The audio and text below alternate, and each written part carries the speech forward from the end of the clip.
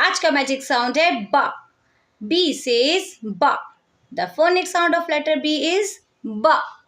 आइए मिलकर बोलते हैं ब. B says ब. Yes. And B is for केवल बॉल नहीं होता. B is for bat. B is for balloon. B is for bag. B is for butterfly. आइए बोलते हैं ब ब बैग. ब ब बॉल. ब ब butterfly. ब ब balloon. Yes. Teach sounds, not just names.